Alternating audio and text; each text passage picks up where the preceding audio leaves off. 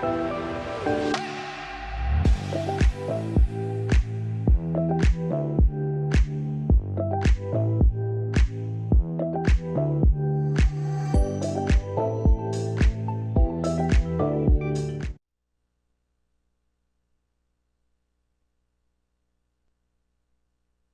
hello. I had to take myself off mute. Welcome to our Glowforge Building a Business with Bailey expert panel. I'm Bailey, and I'm here today with two real Glowforge business owners, Audrey and Chelsea. Thank you for joining so much. I'm just going to jump into chat really quick right now and make sure that you all are here. Yes, I see Marilyn saying she's excited. Excited to see you here, Marilyn. We're actually live right now. So if you have questions for Chelsea or Audrey, please put them in the chat. I will try to keep my eye on it and we can answer them live. But of course, I also prepared some questions for them because I've had the joy of getting to know them over the last couple weeks. So before we get started, though, I wanted to introduce both of them to you. So first, we've got Chelsea right here from Golden Hippie Co. She's in Texas. And if you can't tell by her background, Chelsea makes 70s inspired accessories with her Glowforge. And she also curates other items. She's just really got that eye. Chelsea really caught our attention because of that aesthetic. If you go on Instagram, it's instagram.com/Golden Hippie Co. Is that right, Chelsea? And okay. And we love her photography. And when I talked to her for the first time, we realized like her brand is like her personality shining through. So I'm excited for you two to see that today. And then we've also got Audrey from Min to Be Designs in California. That's a pun on her last name, Audrey Min. Audrey makes really sweet personalized gifts. That's kind of what she goes for. Custom gifts, decor. Like she does these amazing family portraits and like this signature outline style that she does. And she's a natural sharer and teacher and community builder. And she makes videos teaching others like her freshly honed Glowforge skills, and they like support each other in this awesome community. So I'm excited to hear about that more today, but welcome both of you. Hello, hello. Hello, hi. Hi. Hi, everyone. Hey, okay, let me check chat and make sure we're coming through good. We are. Awesome. Okay, well, let's get started. Well, we'll keep this first one really easy. What's your favorite thing to make on your Glowforge? Well, I could go first. Bailey, I think you kind of mentioned it in my intro that I do custom items, and that's one of the favorite things about what I do. I love making custom portraits, custom cake toppers, and anything that could be specialized to you, the client, or the client. And I think you mentioned, Audrey, when we were talking that you've had, now that your business has been around, you've had some repeat customers. Yeah, that's one of the best things about this business is that I get to have these repeat customers, and I get to also even see their life progress, with the ornaments. A couple years ago, I did one where it was just them getting married, and then the next year they had a kid, and the following year they had a dog, and it's just nice to see that I'm a part of their like memorabilia, or their Exactly. And that's so cool because they'll have your look for all of those things. What about you? So I particularly make earrings and accessories with my Charlene Glowforge.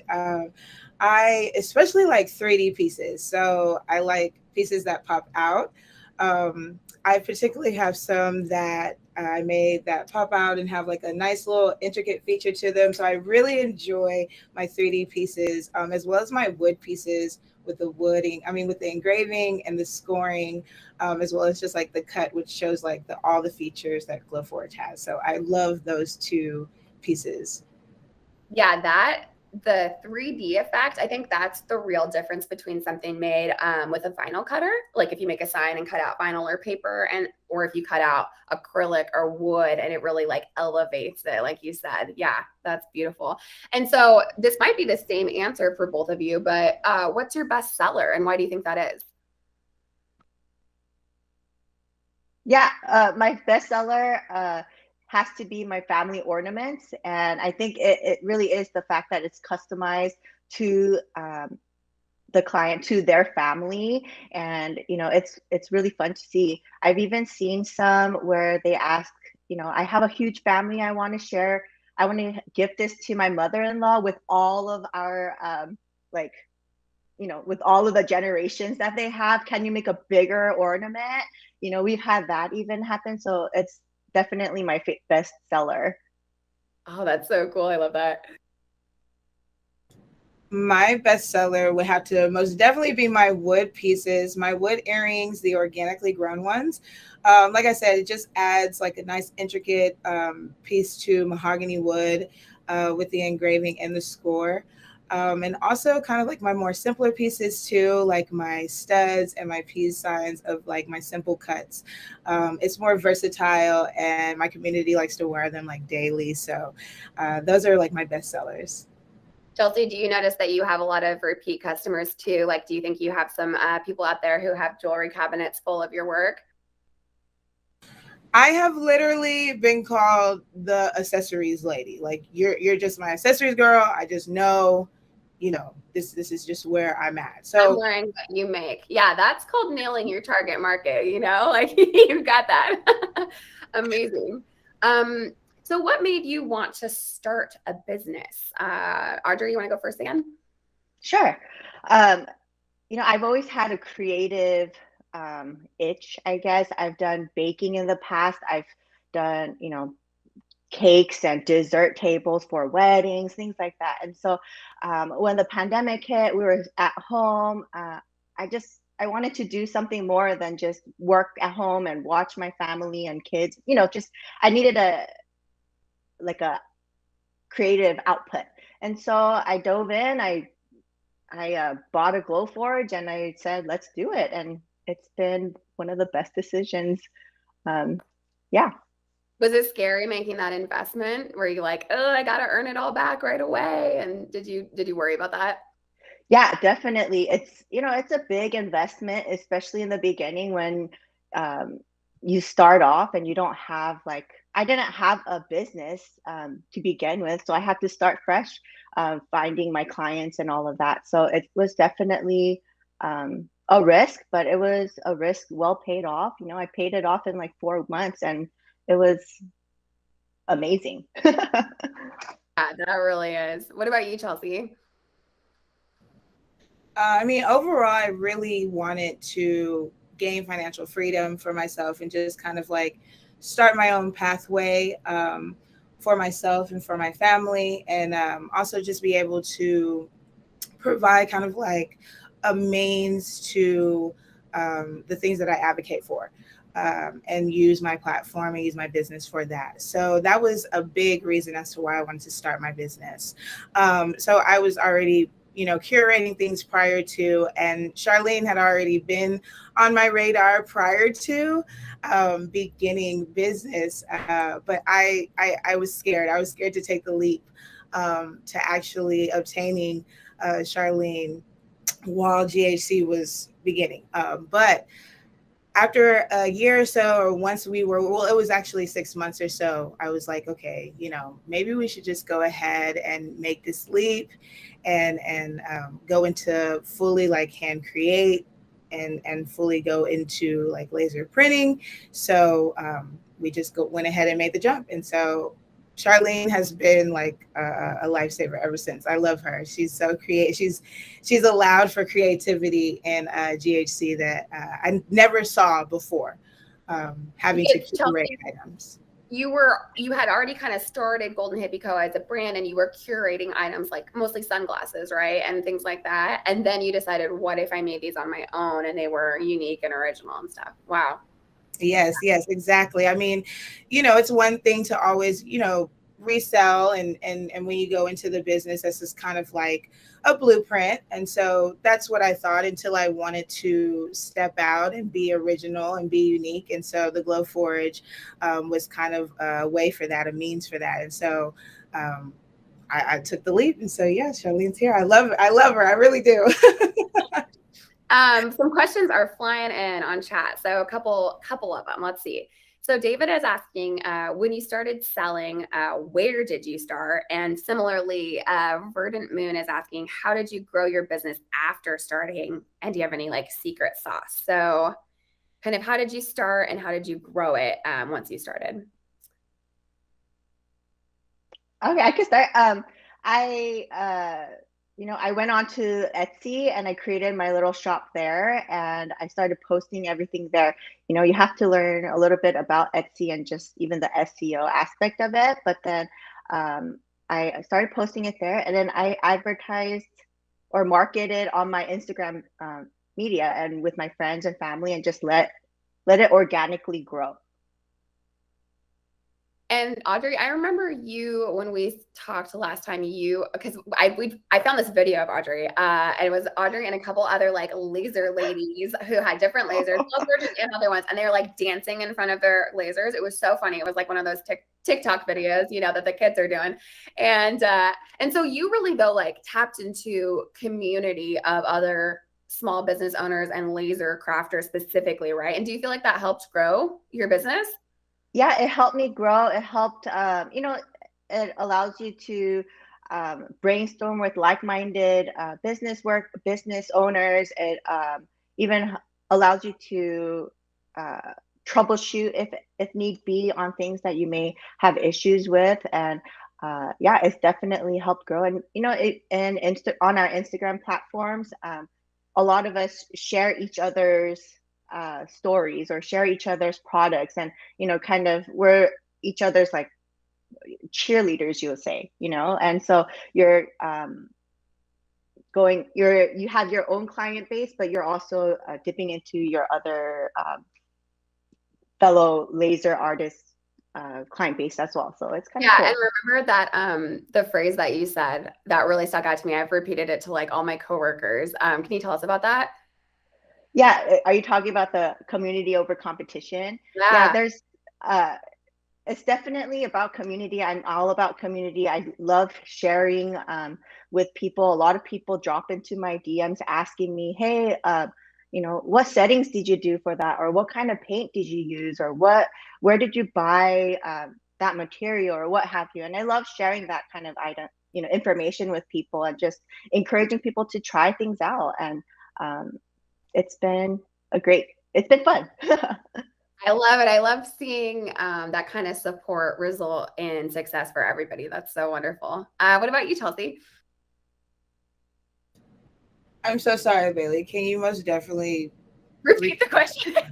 Yes, we got into some I community. got into it. I was like, I'm in awe with Audra. I'm like, You were learning too much.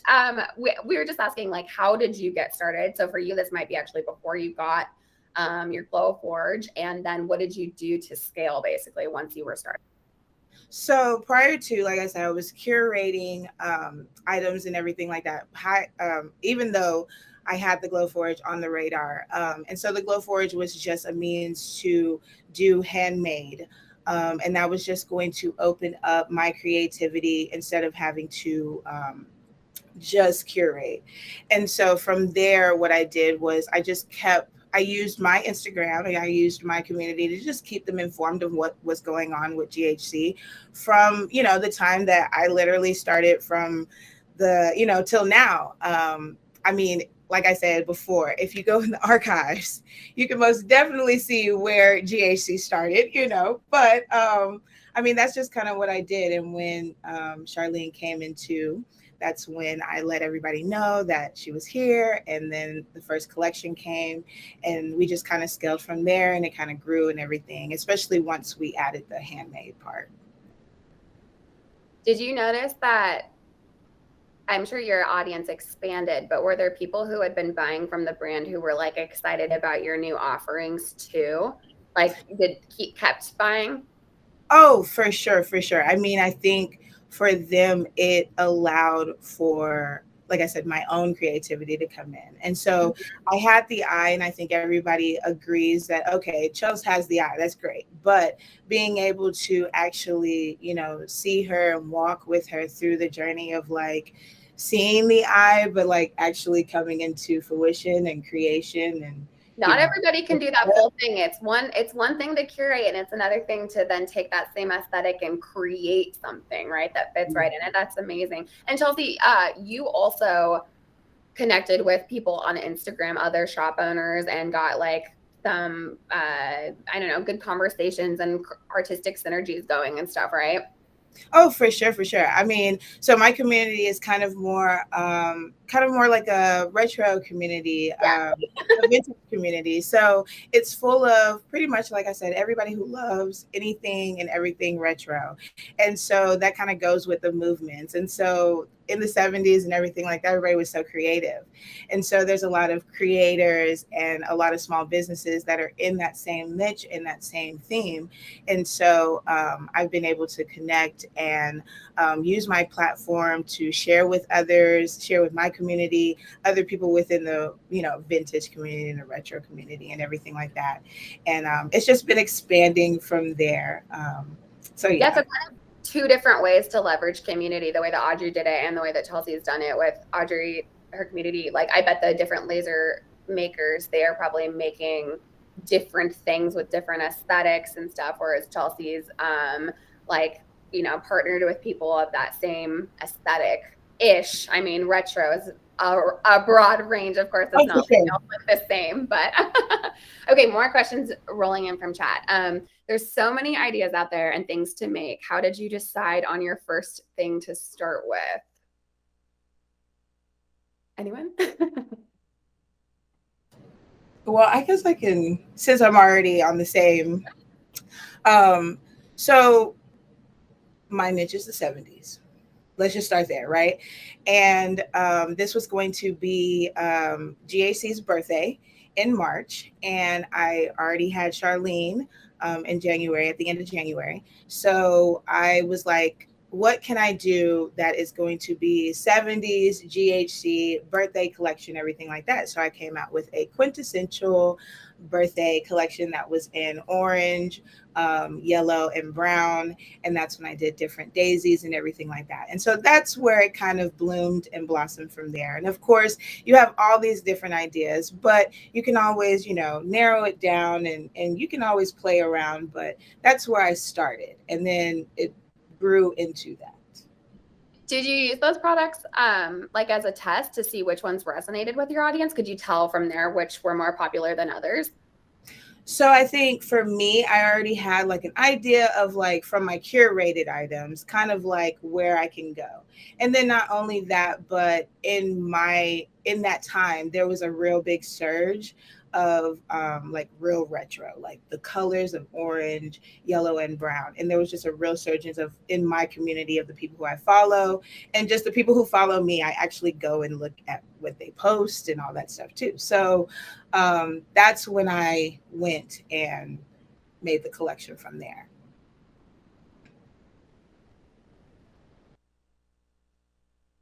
For me, I started off saying, let's make something for myself, or let's make something as a gift. Glowforge provided a handful of sample materials, so I even used those to make coasters for my sister-in-law. And I had my daughter's face on it. And so I got to learn how to engrave. I learned how to cut on the Glowforge, and I used that to not only share on my platform, but then use it as gifts. So that was a great way to kind of figure out what you like to make, what you don't like to make yourself something, make your friends something, and then go from there. I love that. Yeah, the personalized stuff is always a winner, but it also is another level of service and everything, because you don't just place an order and ship the item that you pre-made. You have to make the item special to order. So you have like a different process for your business, of course. Marilyn is asking, how did you start designing your items? And were there any videos or tutorials? Are there any videos or tutorials on how to use or design with the Glowforge? Well, Marilyn, yes, there's a ton. And actually a lot of them on YouTube are made by people just like this. Like Audrey, actually, I think you have some tutorials up on YouTube, don't you? Yeah. Yeah. I have a YouTube channel. Check me out on youtube.com/meant2be designs. I I went on a little halt because, I had a baby last year, but we're revamping this year with more tutorials. I actually, when I first got my Glowforge, I actually didn't know how to design anything. I love that for you. Yeah, like, wow. And then now look what you're doing. yeah, like I didn't know. I use Adobe Illustrator. To design. I use Procreate on my iPad to draw. All of which I didn't have and didn't know how to use in the beginning. But yeah, definitely, I learned on YouTube. I learned even on TikTok, and on Instagram. All of the social media platforms. I got to learn on there, and now I'm taking what I've learned and what I've been using, and I'm creating those as videos so that I could now then share with new people. Yeah, and just if you go on YouTube and type in, Glowforge design, whatever program you're trying to use, or people even do videos like on how to do special techniques like hinges or things like that. So just there's a wealth of information out there that people have shared, and then of course also our Glowforge community forum, community.glowforge.com. That's a good place to start if you want to look for like settings for like a new material that maybe isn't proof grade, or you just want to see where did people start when they were printing on a slate coaster or whatever. That's a really great resource too. Chelsea, what about you? How did you start designing? Yeah, I was going to say same here with Audrey. I had no prior experience of graphic designing or anything like that. So I had to, prior to, like I said, we were doing Charlene. She was actually on hold, on wait for us, you know what I'm saying, coming fashionably late, but she was ready. And so that time, I took that time to go into Skillshare, go into YouTube, and get my just basics down of like Adobe Illustrator. What do these buttons mean? What does this look like?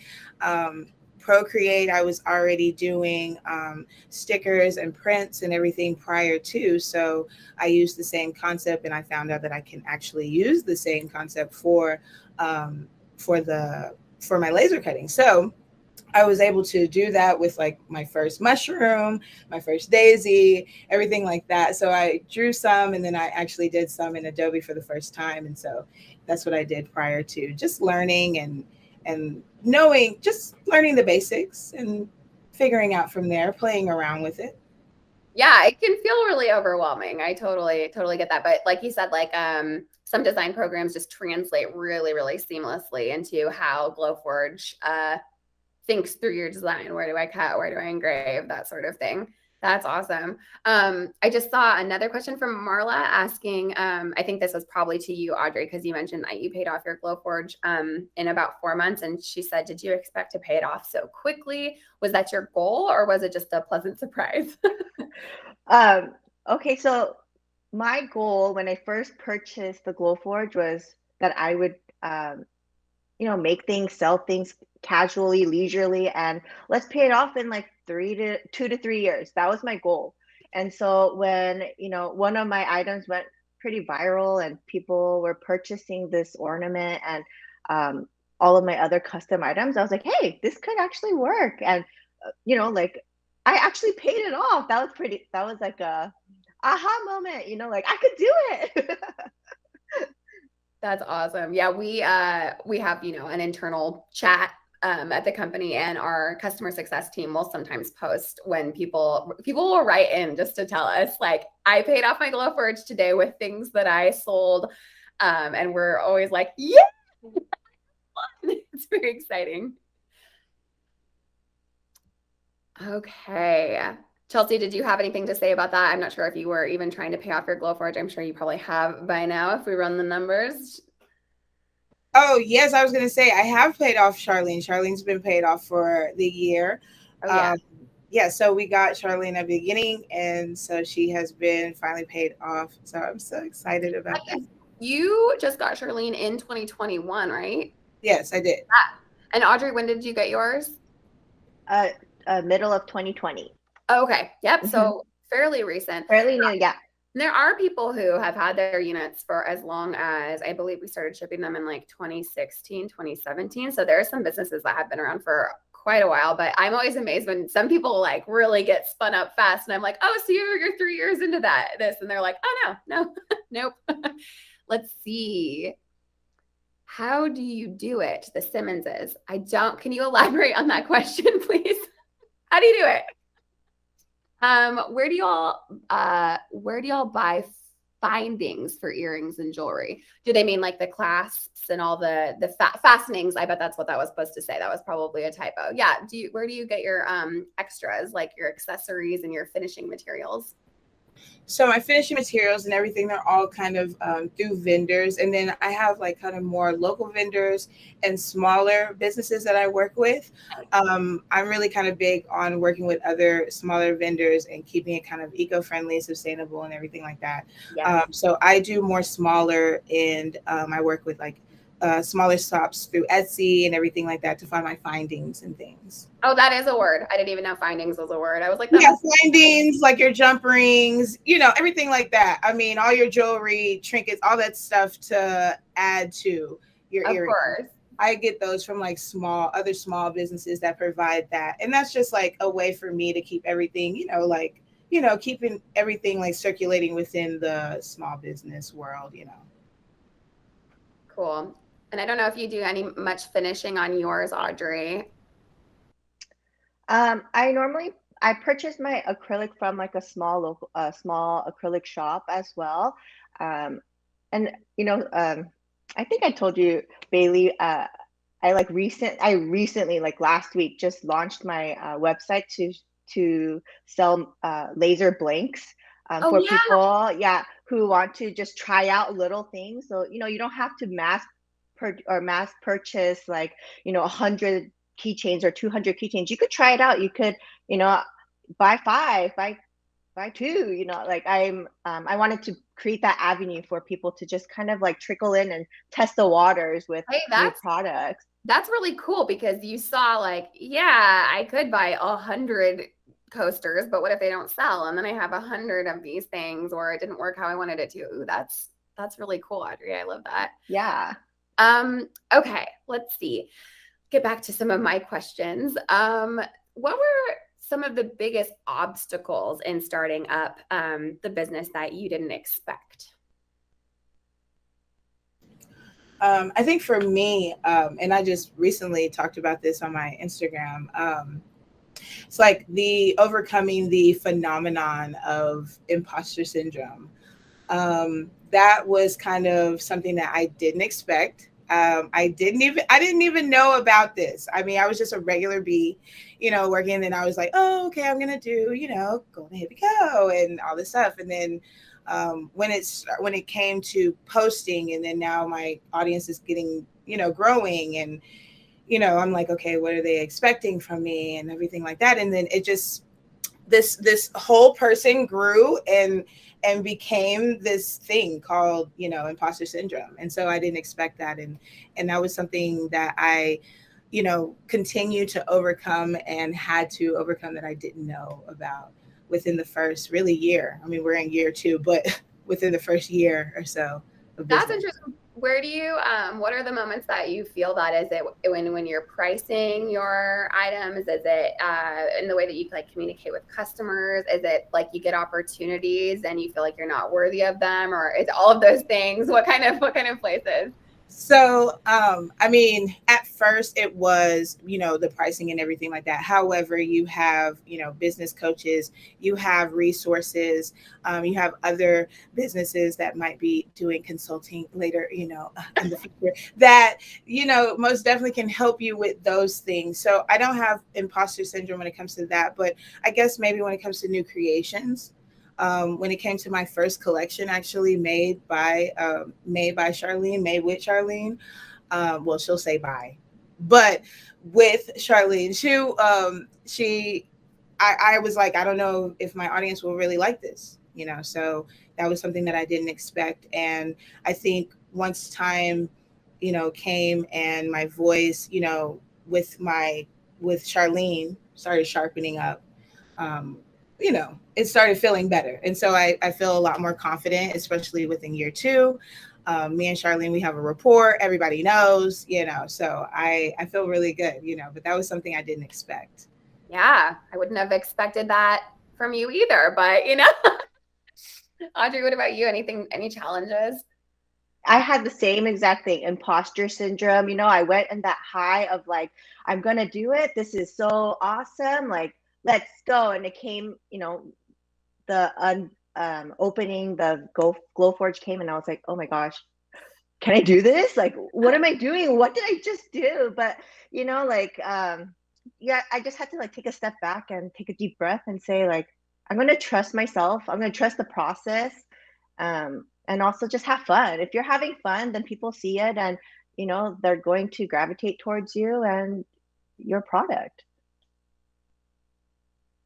That's awesome. On another negative note, I guess I always love hearing these stories. Do either of you have any like big fail moments that you learned from that happened? Yeah, I could go. So like I had one of my biggest fail moments is I took a personal order, and long story short, like I messed up. I messed up on the order, and I was like, oh no, oh, I don't know what to do, and I was having like a heart attack by myself, a panic attack, and I was just like, what am I gonna do? But I just like had to own up to it. I went to the client, I let them know what had happened, and worked with them to find a happy medium, and we resolved the issue. But it happens to the best of us, and that That's yeah, the worst feeling, isn't it? You're like, mm-hmm. I don't know exactly what you messed up, but just like realizing that you didn't send a thing, or there was a typo, or you didn't do the whatever it was, like use the wrong material, whatever it is. It probably occurred to you at 3 a.m., right? That's what would happen to me. I would open my eyes in the middle of the night and be like, Yeah. But exactly, like we're all people, and I do think that although I'm sure you maybe both have stories of dealing with unpleasant customers who are demanding about shipping timelines or pricing, or think they should get a special deal or whatever it is. I've heard these stories. I think in general, people who buy from small businesses are excited about supporting you and excited about that there's a real person behind this, and like especially both of you, I think, let your personality shine through your brands, and so hopefully they can see that. And it's not like they're mad at Target because Target screwed something up, so exactly. What about you, Chelsea?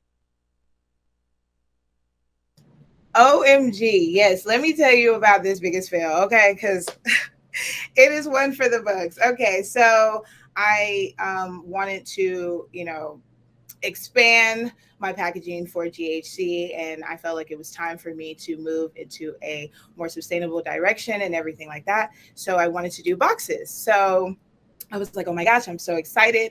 And so I went ahead and did boxes. I did the measurements. I did the designing, everything like that. The shipment took, I believe, a month or so out. So I was like planning everything for March, and Shirley, yeah. So I opened up the recorded. I open up Baytographer. That's what I call my boyfriend, who's my photographer. He is recording, and I'm like, yes, okay, the open boxes. And so when I open up the boxes and I start to unravel everything, whoa, this was the size of the box. This was not supposed to be the size of the box. The size of the box was supposed to be this originally. So I only purchased this. Cute. Little boxes. I only had these. I only purchased these because this was my first go around. You're a small business. So I had to find a new way to box this up, because I had to put my packaging label and everything like that. And so I made a cute little way of packaging it up, and everyone loved it. However, I was like, let's see if they're going to. You're like, it was supposed to be like that.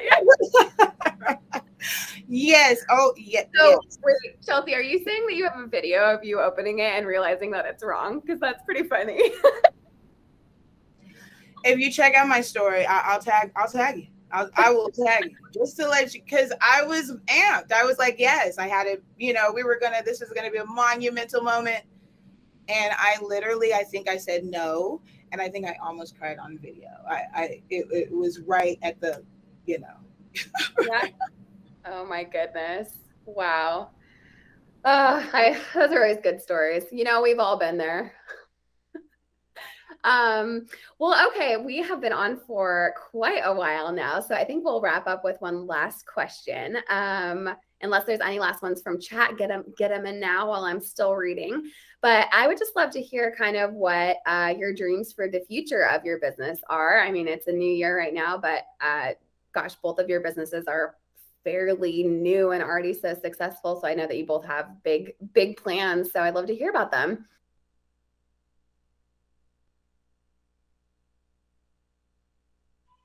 Yeah. Oh, I was trying to unmute and I was pressing the wrong buttons. But yeah, for this year and for Meant to Be Designs, the one of the goals is to become a mentor or become like a business partner for others who are wanting to succeed and who are wanting to step into the new business aspect. And also grow my customization portraits. I want to go bigger. I want to go make things in a grander scale. So that's like my two goals that I have for my business.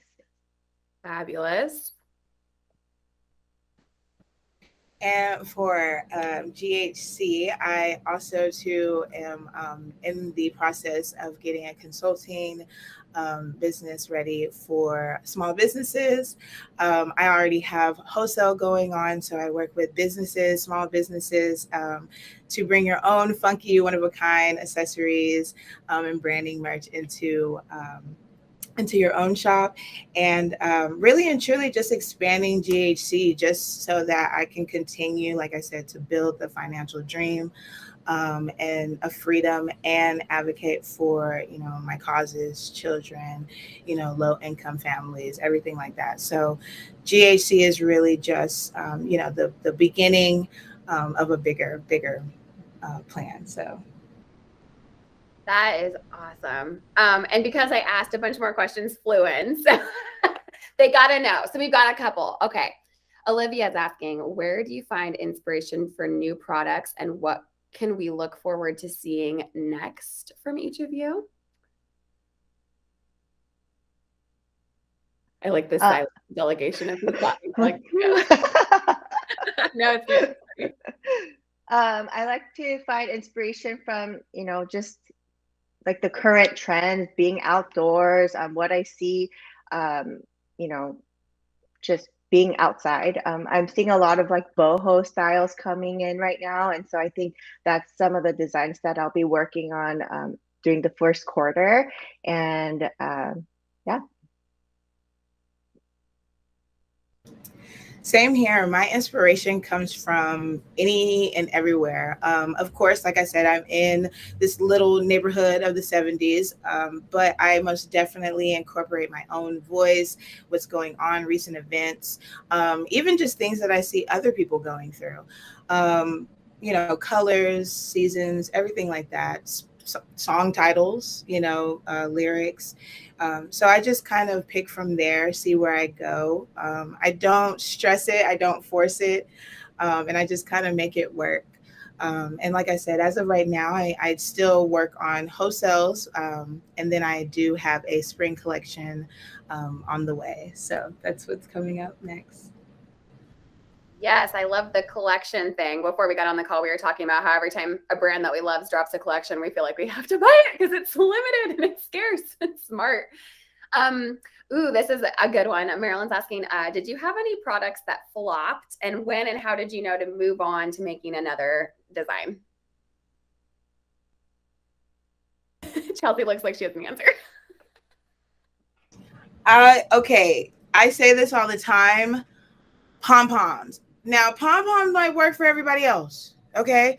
I thought carpet, 70s, crochet. My pom-poms, I don't know. I don't know what happened. I went crazy and they flopped. Okay. I still have pom-poms to this day. Okay.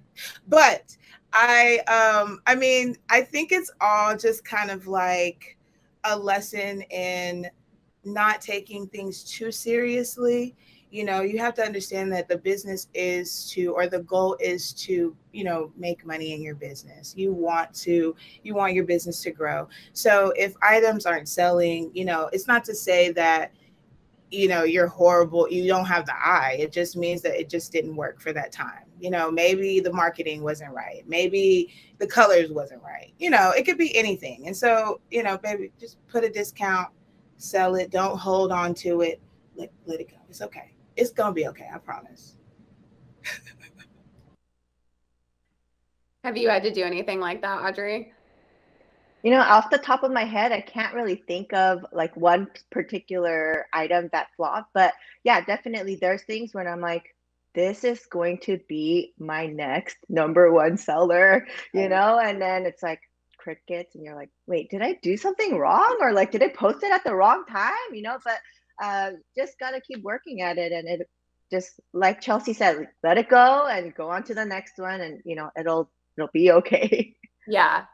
Okay, I'll have this be our last one since we are almost at 45 minutes in, but I'll have Audrey answer this first. So Audrey, is the branding that you use now for Meant to Be Designs, is that what you started with, or has it adjusted and evolved as you found your niche? And then same question for you, Chelsea. Yeah, I started off as Meant to Be Designs. Like Bailey said, it's a play on word for with my last name Mint.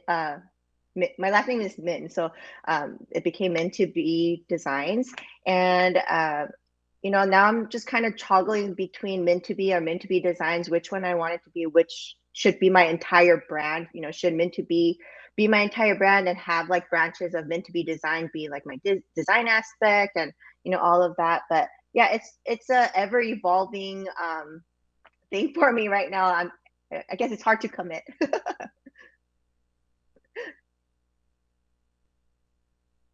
I guess for me, I am stuck in the 70s. I'm not gonna lie.